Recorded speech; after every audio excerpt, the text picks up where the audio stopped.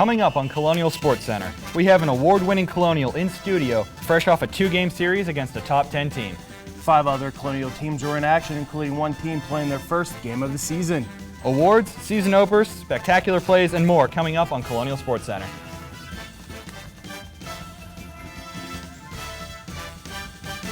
Welcome to another Colonial Sports Center. I'm Dan Kitchen. I'm Ian Kist. We have breaking news to get to you right now, as RMU Sentry Media is just reporting an hour ago that multiple members of the Colonial men's basketball team are facing disciplinary charges through local judicial systems. The story is just beginning to break, so stay tuned to rmusentrymedia.com for updates and more news. Let's get back to the action that happened this past week, Exciting though. action. Exactly. The men's hockey team had the marquee matchup of the week, as after playing 2 AHC opponents to start their season in Niagara and Air Force, they got a much tougher test this weekend, facing the 10th-ranked University of Michigan Wolverines. Colonial shocked Michigan early and carried a 3-1 lead into the third period. The Wolverines rallied, though, and 4 straight goals pushed Michigan to a 5-3 victory over Robert Morris. Greg Gibson continued his hot streak from last weekend, recording assists on 2 of Robert Morris's 3 goals, one going to Brandon Denham and another to Zach Lynch. The third Colonial goal was scored by sophomore forward Spencer Dorowitz, and other Colonial assists came from Matt Cope, Timmy Moore, and Tyson Wilson. Terry Schaefer weathered the barrage of shots as well as he could, halting 37 of the 42 shots sent his way. Penalties did hurt Robert Morris, with 2 of Michigan's 4 third-period goals coming on the power play. The Colonials had another go-around with the Wolverines the following afternoon. Could they get a win against the top 10 team and get their names out there? Let's find out. Pick it up here in the first period. A nice view of the ice before the game. The Colonials are going to get on the board here as Brandon Denham scores the first goal of the game, and RMU is up 1-0. Moments later, Daniel Levin soars in, gets the pass, shoots in, gets it past the Michigan goalie, and boom, RMU is up 2-0. Now the face-off, Zach Lynch gives it to Tyson Wilson. He soars to the net, and he gives the Colonials a 3-0 lead. Now we're going to head to the second period. A lot of action in front of the net. Now the puck goes to the far right left side. Now again, and Zach Lynch finds it. 4-0 Colonials, and that will be the end of the scoring. And then we're going to see Dalton Isaac get congratulated, as we will mention him in a few seconds. The Colonials did get a lead and were able to hold it this time around and secure their 3rd win of the season with their 4-0 victory and handed Michigan their first loss of the season. RMU got on the board early, but much was credited to the outstanding play of sophomore goalie Dalton Isaac, who recorded the shutout. Isaac faced 34 shots as he was on his toes the whole game, as the Wolverines were on 6 power plays. The Colonials returned home from a 2-week absence from the 84 Lumber Arena as they look to kick off a 2-game series weekend against American International College this upcoming Friday and Saturday. After a weekend where RMU looked as good as the ranked opponent they faced, the Colonials earned a spot in the USCHO poll themselves. The Colonials were voted into the 20th spot on the poll, making their first appearance of the season after receiving votes throughout their first 3 weekends of play. The shutout victory for Robert Morris dropped Michigan down 3 spots this week to number 13 overall. The Colonials became the first team since 2009 to shut out the Wolverines at home. Junior goaltender Dalton Isaac has opened the eyes of many this season with his terrific play, but most importantly, he has opened the eyes of the Atlantic Hockey Conference. Isaac received the Atlantic Hockey Conference Goalie of the Month award, currently sits 3rd in the nation as he has a .961 save percentage. He also sits 6th in the nation in goals against average with 1.36. In terms of the AHC, Isaac is at the top of the list with his save percentage, as well as his goals against average and fewest goals allowed. Isaac is a nominee for the Michael Richter Award, given to the best goalie in the NCAA. Dalton Isaac was not the only Colonial to be honored this week. Greg Gibson did not have an easy task replacing Cody Wido as one of the team's top scoring options when he began this season. But he has more than excelled in the role, and the Hockey Commissioners Association recognized him for it, naming him the Player of the Month for October. Gibson made history by becoming the first Colonial to ever win the award after a torrid start to the season that has seen Gibson score 6 goals and 7 assists in just 13 games. Those points place Gibson in a tie for 5th nationwide in assists, 4th in goals, and the top overall spot in points. The anticipated season of the men's basketball team tipped off Tuesday evening with an exhibition contest against the Bearcats of St. Vincent. The Colonials were able to jump on the Bearcats early as they went into the locker room with a 38-26 lead and were able to stay on top, defeating St. Vincent by 20 points, 77-57. The game showed what freshman Matty McConnell will bring to the team this season, as he recorded 23 total points and hit 7 shots from beyond the three-point arc. Senior Rodney Pryor had a nice performance as well, as he finished with 14 points. The Colonials finished with a shooting percentage of 55.8 from behind the three-point arc. They averaged an even 50%. The Colonials start their regular season against Penn on the road November 13th. It was a performance to forget for the men's football team this weekend on the gridiron, as they were shut out 34-0 by NEC opponent Central Connecticut State at Joe Walton Stadium. Quarterback Matthew Barr had one of his best yardage totals on the year, notching 195 yards on 14 of 27 passing, but also threw 5 interceptions. Kyle Bust had a career day receiving, reeling in 8 balls for 160 yards, but failed to find the end zone. Cole Blake led RMU in rushing with 38 yards on 17 carries. The Colonial defense held the Blue Devils to 116 yards passing, intercepting 1 attempt and breaking up 3 others. The football team earned another weekly honor to their list this past week when Kyle Buss, as you heard, was awarded the NEC Rookie of the Week and was one of 3 honorable mentions for the National Freshman Player of the Week by Stats. His 160 receiving yards set a new freshman record for the program, and his 8 catches put him tied for the best single-game performance by a rookie player. Buss leads all NEC rookies in receptions per game with a respectable 4.25, and he leads all NEC rookies in receiving yards per game with 65.4. Coming up next after the break, we have multiple Colonial teams that clinched NEC playoff berths. Find out who they are next. And also, stick around to see men's hockey player Greg Gibson sit down with correspondent Delaney Hassel. All that and more coming up next. Stay tuned. For all of your RMU-related news, sports, arts, and entertainment, be sure to check out the award-winning RMU-SentryMedia.com.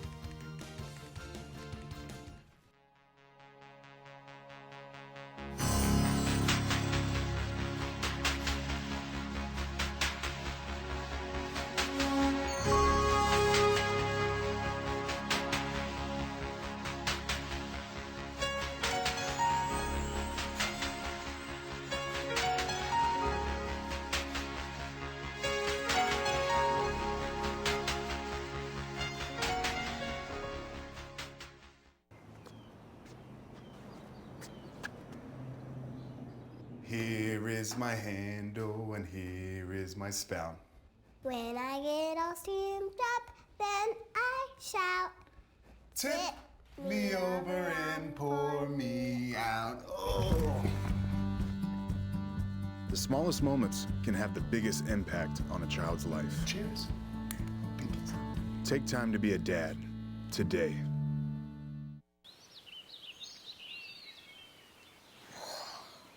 Oh, look, a redhead. Staring contest.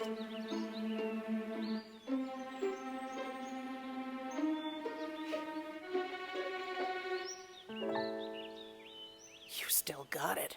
I know. Come alive with the forest. The dad was cute. You were looking right at us. Visit discovertheforest.org to find a forest near you.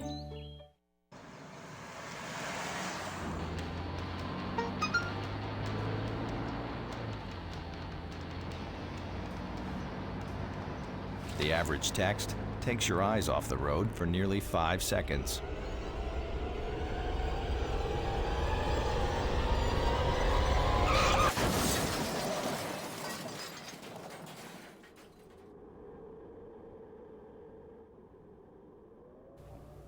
Welcome back to Colonial Sports Center. A 5-minute surge in the first half gave the Robert Morris men's soccer team all the offense they needed to down the Central Connecticut State Blue Devils, winning the game by a final of 2-1. Nico Brett scored again for the Colonials, recording both his 12th goal and 5th assist of the season. Joining Brett with a goal was Zach Sherman, scoring for the second time in 3 games. Jake Cooper heard his name called twice in the game as well, recording a helper tally on both Robert Morris goals. The Colonials not only earned the win against CCSU Friday, but they also earned a bid to the NEC tournament. It is the first time the team has reached the postseason since the 2006 season. The team has also earned 10 wins for the first time since 2005. The tournament sees the top 4 teams from the conference. RMU will attempt to pick up their 11th win when they take on St. Francis University on the road in Loretto, Pennsylvania this Sunday. Looking to echo the success of their male counterparts, the RMU women's soccer team also was in action against an NEC opponent, Mount St. Mary's, with on the line a trip to the NEC playoffs. We start off early, and the Colonials had the Mount on their heels the entire game, with Kayla Kelly getting a boot on this corner kick that is just saved by a lucky Mount defender. The Mount had shots like this, but Chelsea DeJager with the save right here was just unbeatable in the entire game. RMU back on offense now, and Hannah Sable plays the best cross you'll ever see to Gabrielle Corrente, who had such a good spot that she probably couldn't have missed if she tried. And you see the goalie tries to get over, but there's no stopping Corrente there on that goal. That goal kept RMU up 1-0 entering the second half, and they had no intentions of giving the Mount a chance. The header worked once before, and they tried to go back to it again, and it works. And in case 2 wasn't enough, the Colonials used some fortunate balances and a delicate touch to add an insurance goal right here and close out the game against Mount St. Mary's. A complete arsenal of offensive firepower and stellar play in net from Chelsea DeJager carried the Colonials to a 3-0 victory over Mount St. Mary's. The Mount sent in 7 shots all game, and DeJager stopped all 4 that found their way toward the net. Gabrielle Corrente scored the first goal for the Colonials, and additional scores came from Aaron Ritzer and Lauren Solkowski. It was a game to remember for the Colonials this past Friday as they defeated Mount St. FD Fairleigh Dickinson. The seniors were honored. Fairleigh Dickinson, the Colonials were honored their seniors before the game in a nice little senior ceremony before the game. And now we're going to get to the highlight. Madison Kozlowski here takes a pair off her head and corrals it for the first goal of the game. As we see it again.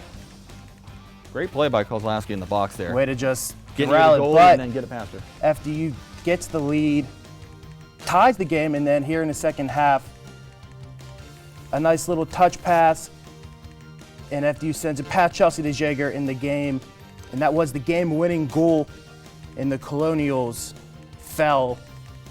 The Colonials were jousted by the Knights, losing to a score of 2-1. Madison Kozlowski started the game scoring with her 3rd goal of the season in the 18th minute on an assist from Melissa Ercoli. However, FDU scored 2 goals to lift them the victory. After giving up the 1 RMU goal, FDU goalie Deanna Persisco shut out Robert Morris for the remainder of the game. RMU goalie Chelsea DeJager faced 14 shots and made 9 saves. In the wake of success on the field for the women's soccer team, we have some sombering news to address. Earlier this season, goaltender Chelsea DeJager's mother was diagnosed with bone cancer. The women's team dedicated their season to her, but this week, she unfortunately passed away. The thoughts and prayers of all of RMU Sentry Media and the Colonial Sports Center staff are with DeJager and her family. The Colonials started their weekend play against LIU Brooklyn on Saturday. The volleyball team were able to play the LIU Blackbirds. Were they able to tame the Blackbirds at the Soul Center? Highlight time. We're going to pick it up here in the first set. LIU is up 18-12, and Taylor Lord gets set up by Liz Campbell, and then we're going to get to the second set. LIU up 1. Campbell sends it to Frakes, who sends it to Arden Fisher, and she gets the credit for the dig, and the game is now, that set is tied at 1. RMU down,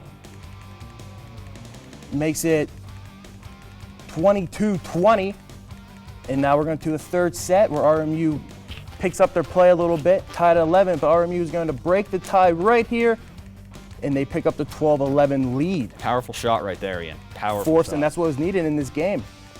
RMU down 2-1, needed to pick up that set, and they did not. RMU was not able to tame the Blackbirds as they flew away with the victory, defeating the Colonials 3-1. RMU won the third set 25-23, but the Blackbirds' wins in the first and second sets proved to be too much as they were able to win the match in the fourth set.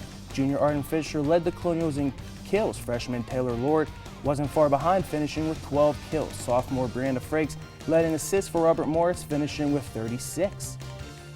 Both soccer teams were able to clinch playoff berths in games this past week, and the women's volleyball team had the opportunity to make RMU teams 3 for 3 in qualifying for the playoffs in just 1 week. Colonials took on one of the lowest teams in the NEC, St. Francis Brooklyn, and they started strong with this spike right here from Leah Dunvan, a high point in their first set win.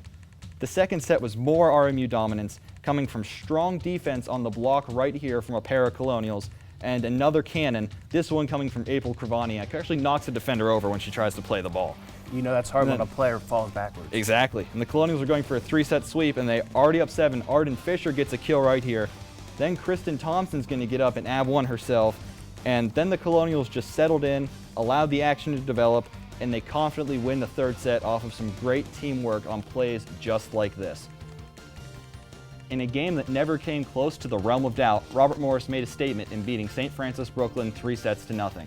Leading the way for the Colonials on the court were April Kravaniak, who had the lone double-double with 10 kills and 13 digs, and Taylor Lord, who had a team-high 13 kills. Assisting on 30 of RMU's 41 kills was sophomore Brianna Frakes, who once again led the team in the category by a considerable margin. We are now going to send it over to correspondent Delaney Hassel, who's with men's soccer player Greg Gibson for a preview. Hockey. And hockey player. Hello, everyone. I'm joined by Greg Gibson, who was just named the National Hockey Player for the month of October. What's going through your mind with that named with that honor? Oh, it's definitely a huge honor. I mean, at the same time, I couldn't do it without the guys I'm playing with right now. It's a great individual accomplishment, but at the same time, it's kind of all about the team right now, especially at the beginning of the year. We've had a good start, and I know we're just looking forward to next weekend. I mean, yeah, it's definitely an honor, but yeah, we're looking forward to the rest of the season. Hopefully we can do big things. Great, and we'll have more coming up next. Be sure to stick around. Looking for these? You drive Buzzed. It could be one very expensive ride. First, you gotta make bail. Then pay me to get your car back. Your insurance premiums will go through the roof. And my legal fees just keep adding up. All told, it could end up costing you $10,000. Buzzed, busted, and broke. Because buzz driving is drunk driving.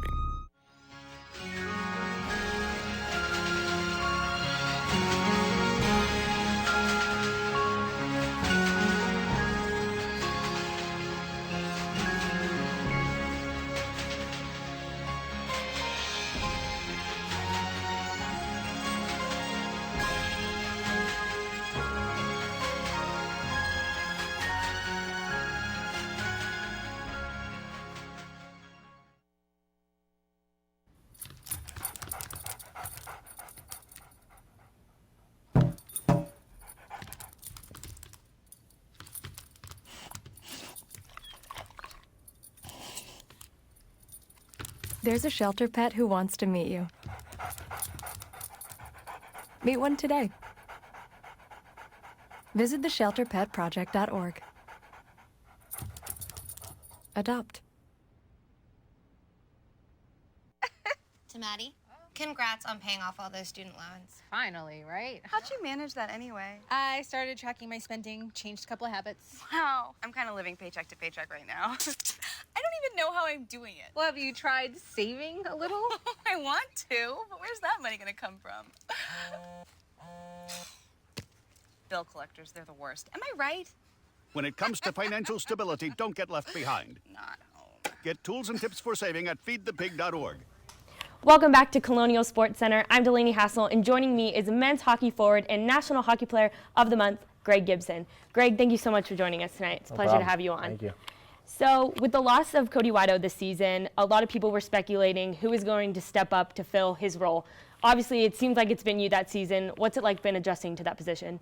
I mean, yeah, it's obviously tough losing Cody Wido. He had 150 plus points, so it's going to be tough to replace, but I mean, our team has so much depth this year, so I think every line's going to contribute. I mean, our line's been doing a good job of putting pucks in the back of the net, but even from the first to fourth line, I mean, everyone's going to contribute. And I mean, obviously it's tough to fill those shoes. He did unreal things at Robert Morris, but I think we've been good so far. So a lot of your production on the ice kind of comes with Zach Lynch and Tyson Wilson. Would you say that there's a specific chemistry with you guys? Is things different on the ice when you guys are on the line together? Yeah, I think so. I think the chemistry's there right now. I mean, I've played with those guys for 4 years now. So, I mean, Tyson Wilson, he's unbelievable on the back end. He has great vision. So, I started playing with Zach Lynch at the end of the year last year. So I think chemistry's still building. But yeah, those two are great players, and you know, they make things happen every time they're on the ice. Definitely. So last weekend, you upset Michigan, a top 10 team, and you had 5 assists of the 7 goals within the 2 games. What got you hyped up for that game? It was such an important game against such a ranked team. It was an awesome weekend. I mean, walking in, the atmosphere was unbelievable. It's not a rink that we play in every weekend. And knowing that they were top 10 kind of gets you jacked up for each game. So it was a lot of fun, especially playing against the number 10 team. Mm-hmm. They had a lot of drafted players, but it was awesome to go in there and get a win. Do you guys have any specific rituals or traditions you do before a game, especially with a big one like this? I think all the rituals stay the same no matter what game it is. But I mean, against a team like that, I mean, especially in the room, you can just feel it's a different vibe in the room. I mean, guys are more psyched and jacked up to play a game like that. But rituals don't really change; they're the same every game. Speaking of ranked teams, you guys have just been ranked.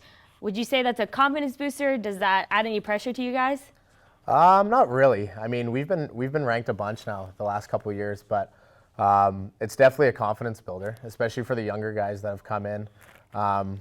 Yeah, it's great. I mean, we're top 20 now. We just want to keep building. Mm-hmm.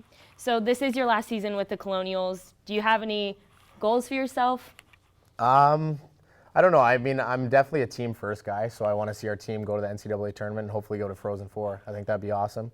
I mean, obviously everyone has individual goals, but yeah, I just hope the team does well and hopefully we can go far.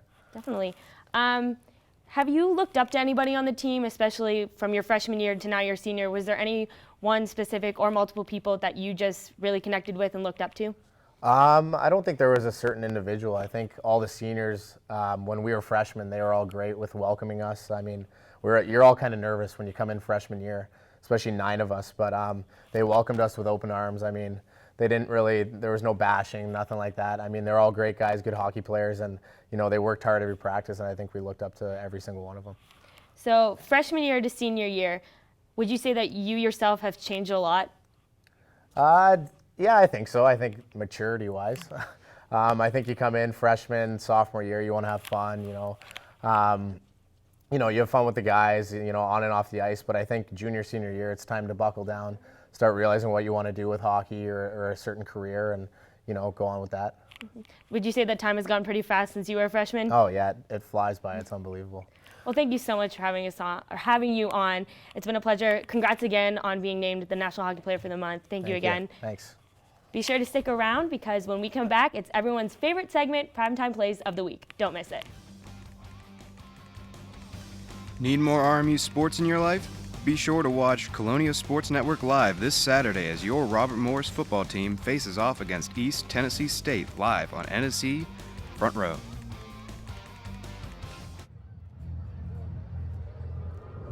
Looking for these? You drive buzzed. It could be one very expensive ride. First, you gotta make bail.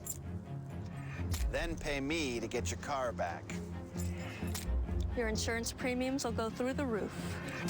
And my legal fees just keep adding up. All told, it could end up costing you $10,000. Buzzed, busted, and broke. Because buzz driving is drunk driving.